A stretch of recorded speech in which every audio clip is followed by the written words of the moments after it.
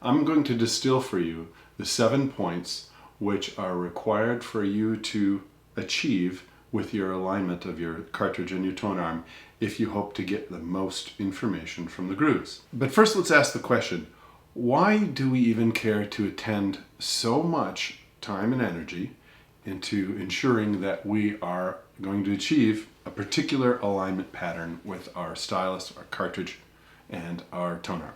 You know, we could spend no energy whatsoever to align our cartridge and set up our tone arm and still get wonderful sound from the groove. You could be using a conical stylus, which is most certainly mechanically impaired in that it is impossible for a conical stylus to read the groove in the same manner in which the groove was created in the lacquer in the first place. This is simply an attribute of the fact that the playback stylus is not the same shape as the cutting stylus.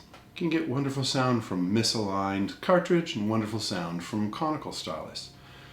So why do we care so much? Well, we care so much because we know that there's more information from that groove to get at. You need a fine line contact stylus in order to do that. This is the shape that mimics a cutter head stylus. The reason that we will take the effort and the time to critically align the contact edges of our fine line contact stylus to the groove and then also make sure that the tone arm is behaving itself is so that we can get the most information from the groove. Those 7 points that we must attend to include 1 linear dimension, 2 forces, and 4 angles. We'll begin doing a series of videos on each one of these points so that you can better understand what each one entails and why we're attending to each one of them. Here's a little bit more detail for you. Those 7 points are: the linear dimension is the effective length.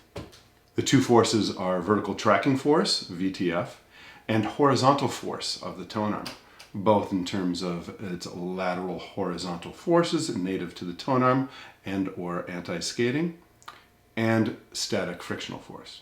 The 4 angles are SRA, stylus rake angle, VTA, vertical tracking angle. Yes, I know that you can't change one without changing the other, but they're both important for different reasons, and there actually is a target range for each one of them. How to balance them, that's the question.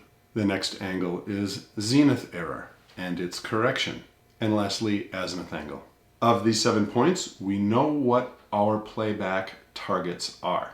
So how do we know what our playback targets are for those 7 points? It's because we know how the lacquer was cut. At least we know what the targets were.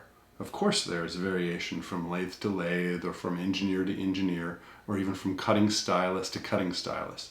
But we know what the targets are for all of these parameters.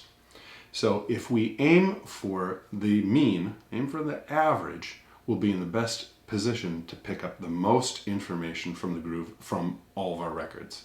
Make sure you're subscribing to the WallyTools YouTube channel so you get the notifications when these videos come out over time. If you have any questions, please reach out to us directly by email or phone. And as always, enjoy analog forever.